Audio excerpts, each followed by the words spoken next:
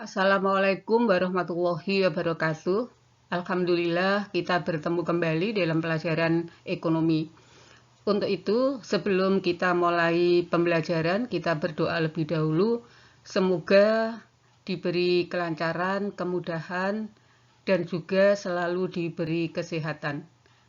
Bismillahirrahmanirrahim. Anak-anakku, perlu saya sampaikan bahwa materi ekonomi di kelas 12 ini meliputi akuntansi jasa yang akan kita pelajari di semester 1 dan akuntansi dagang yang nanti akan kita pelajari di semester 2. Untuk bab pertama, sebagai pengenalan, jadi sekali lagi akuntansi adalah materi baru ya, karena di kelas 10 dan kelas 11 kita mempelajari ekonomi. Untuk itu harus dipelajari setahap demi setahap dan jangan jangan ragu untuk menanyakan setiap ada materi yang belum bisa dipahami. Bab pertama, pengenalan akuntansi, yaitu akuntansi sebagai sistem informasi. Dalam bab ini nanti ada 8 subbab yang akan kita pelajari. 1. Tentang sejarah akuntansi. 2. Pengertian dan manfaat akuntansi.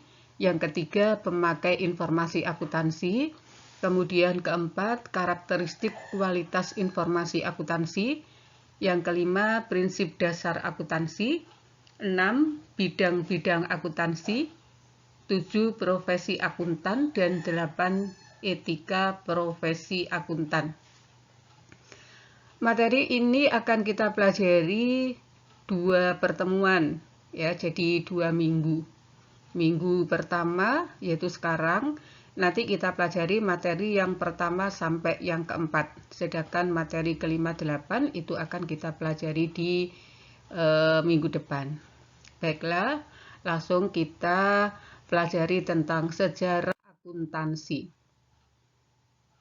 Catatan akuntansi primitif yang paling tua itu dilakukan di Babilonia, yaitu untuk pembayaran upah. Jadi sekitar atau kira-kira 3600 sebelum Masehi. Kemudian ditemukan juga adanya bukti atau sistem pencatatan dan pengendalian akuntansi, itu ditemukan di Mesir kuno dan juga di pemerintahan kota Yunani. Catatan paling awal itu dikenal di Inggris atas perintah Raja William pada abad 11 untuk mengetahui sumber keuangan kerajaan. Kemudian adanya sistem tata buku berpasangan atau double entry, ini di Italia tahun 1494, itu oleh tokoh ilmu pasti atau lebih tepatnya dia ahli matematika yang bernama Lucas Paciolo. Dia mengarang buku yang berjudul Summa de Arithmetica Proportioni et Proportionalita. Sehingga ia disebut Bapak Akuntansi atau The Father of Accounting.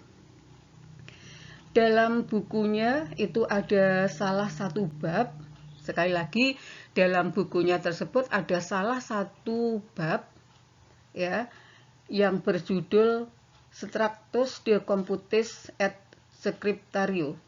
Itu berisi cara-cara pembukuan menurut catatan berpasangan atau double bookkeeping atau disebut double entry. Kemudian pada pertengahan abad 18 sampai 19 itu terjadi revolusi industri yang menyebabkan akuntansi juga berkembang sampai di daratan Amerika. Jadi saat itu sistem akuntansi lebih dikenal dengan nama Anglo-Saxon yang menggantikan atau sebelumnya itu menggunakan sistem kontinental. Kemudian sejarah juga membuktikan bahwa pada zaman Khalifah Umar bin Khattab sekitar tahun 662 Masehi itu telah melakukan pencatatan dan pemeriksaan. Jadi istilah pembukuan pada masa itu disebut jaridah dan berkembang dalam bahasa Inggris yang artinya yang disebut jurnal. Gitu. Jadi sebelum Lukas Pacchiula sebenarnya eh, di zaman Khalifah Umar itu sudah ada pencatatan. Kemudian di Indonesia akuntansi berkembang sejak zaman Belanda, tepatnya pada zaman VOC ya, sekitar tahun 1642. Perusahaan milik Belanda itu menggunakan pencatatan dengan sistem kontinental, tetapi pada perkembangannya sistem tersebut ditinggalkan dan beralih ke Anglo-Saxon.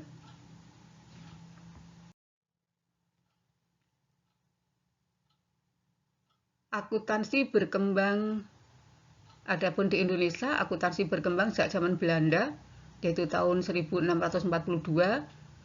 Perusahaan milik Belanda menggunakan pencatatan dengan sistem kontinental, tetapi pada perkembangannya sistem tersebut ditinggalkan dan beralih ke Anglo-Saxon.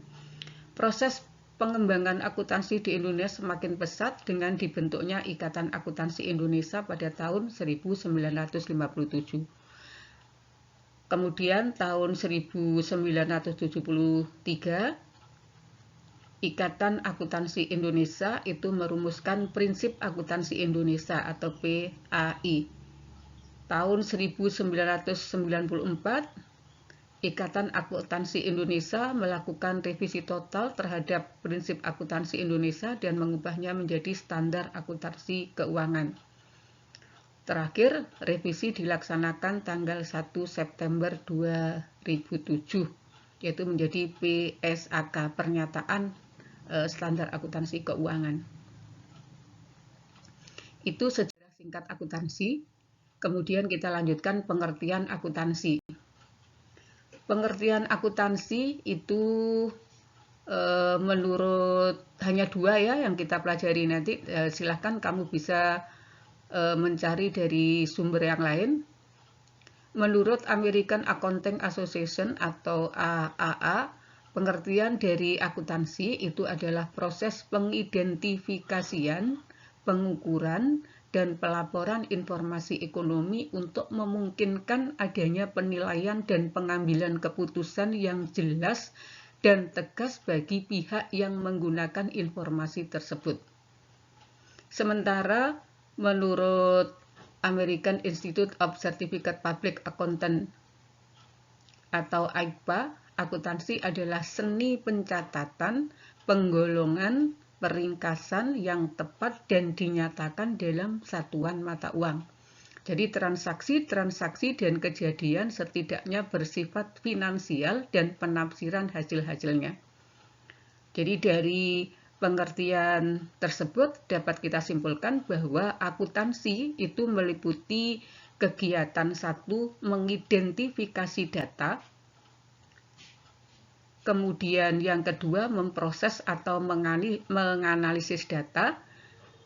Jadi dalam proses menganalisis itu data-data yang bersifat material itu yang dicatat di dalam akuntansi. Kemudian yang ketiga, mengubah data menjadi informasi. Jadi mengubah data tersebut menjadi laporan informasi akuntansi yang nantinya akan digunakan oleh pemakai atau pengguna informasi akuntansi tersebut. Kemudian manfaat akuntansi, secara umum ada 3 manfaat akuntansi. 1, untuk mendapatkan informasi ekonomi, jadi informasi keuangan perusahaan yang akurat, sehingga mendapatkan informasi yang tepat. Tentunya informasi ekonomi itu dipakai untuk pengambilan keputusan. Yang kedua, untuk memberikan pertanggungjawaban manajemen kepada para pemilik. Yang ketiga, untuk mengetahui perkembangan perusahaan dari tahun ke tahun. Jadi dari informasi akuntansi itu bisa diketahui perkembangan perusahaan dari tahun ke tahun. Misalkan di dalam laporan perhitungan laba rugi yang tahun sebelumnya itu misalkan 10 juta, kemudian sekarang 12 juta, menunjukkan bahwa perusahaan itu telah berkembang dengan baik.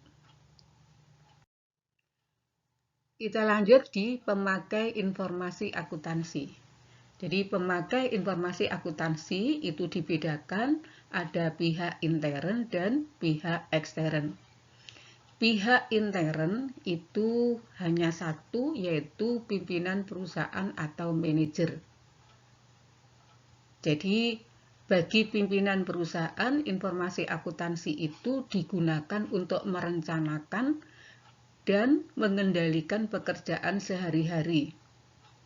Bagi manajemen produksi, informasi akuntansi dipakai untuk menentukan harga pokok suatu produk dan lain-lain.